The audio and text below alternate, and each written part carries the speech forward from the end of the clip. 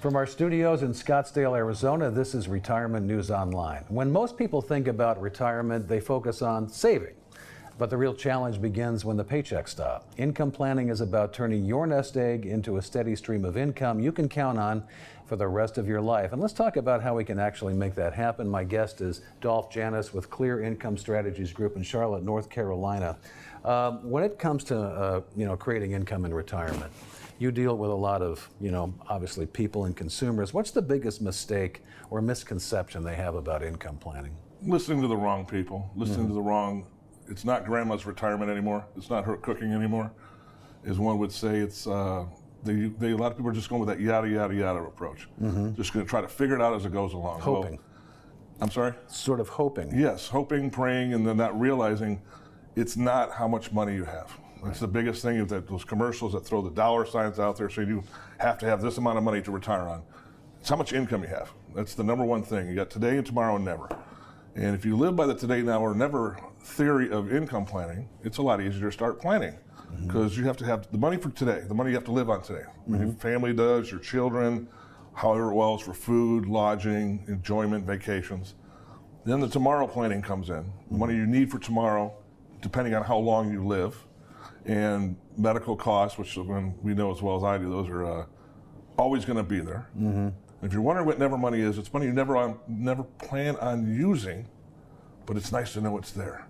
So if your lawnmower breaks, your AC breaks, you don't want to take your daily lifestyle money of what you're spending a month out, you grab it from the never money. And if something happens and you pass away, God forbid, and you go to the guy upstairs, the kids get the never money. And so people are living longer, right? So it's not uncommon to have people in retirement 20, 30, sometimes 40 years or more, which means in many ways, they're thinking about this number that they had to hit. But, in reality, we have to protect what they've worked so hard to build, right? They've worked all these years saving and being diligent, but at the same time, we kind of have to keep our feet on the gas pedal too at some level to get some growth sometimes. So how do you manage those two things? Well, you have two different types of money. You got protection and you got risk. And it's like, I'm an avid golfer. I love the Happy Gilmore, just grip it and rip it, the John Daly style of grip it and rip it. And then of course, Kevin Costner and Tin Cup. It's like, I'm gonna hit this shot until I get it right. Is that how you want to put your retirement? Put it all into one hope? Diversification into different buckets. What do you have protected? What do you have growth? And what do you have at risk? And if you can divide your buckets properly, it makes things a lot more comparable going down in retirement. My dad, also a client, he's been retired for 35 years now. And he's paced himself out, and he's still in his go-go years because he has his protection account, his guaranteed income, which you can never replace income. And then he has his risk money, and then he has his protection money. And when he puts all three of those together, he still gets to travel with his wife, still gets to play golf occasionally, doesn't have to worry about the paycheck running out of money. Because I have a client who is actually 104 years old, living up in New Jersey.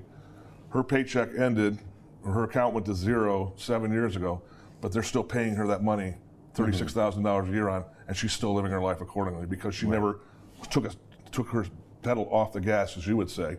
She kept it going and looked forward to what's going to happen, because last time I checked, what happened 10 years ago is a lot different what's going to happen 10 years from now in this world we live in. Agreed.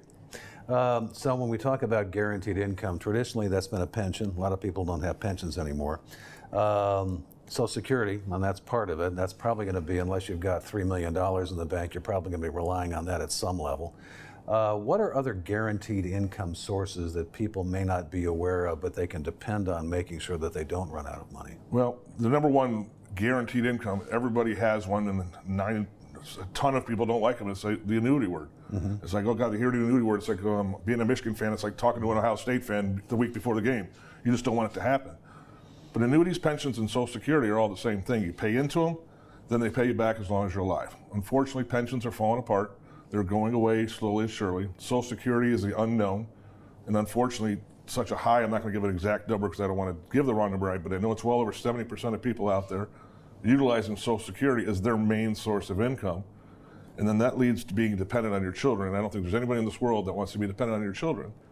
But an annuity can give you a guaranteed, reliable income. The person I was just telling you that's 104, she has an annuity, and they're paying her $34,000 a year for life. And even though her accounts went to zero, they're still going to pay her that money.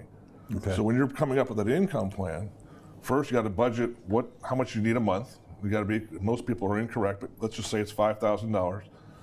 Tack on an extra 2.5% to 3% for inflation going forward. So in 10 years from now you're going to need $5,800. What's going to create that income going forward to make sure you have enough money to live on, so you're not dependent on somebody else? So let's talk about that kind of advisor. So how does somebody know they've got the right advisor? Because I think a lot of people watching this, they're with somebody who specializes in accumulation. They might be brokers, they might be somebody like that. They're not really looking at the other side of the distribution phase. How would somebody know that they have the right advisor?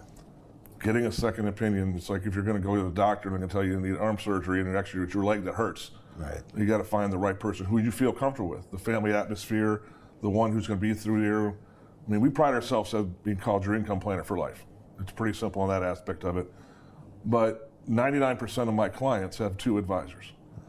They use me for guarantees and protection. They use the other for risk and the unknown.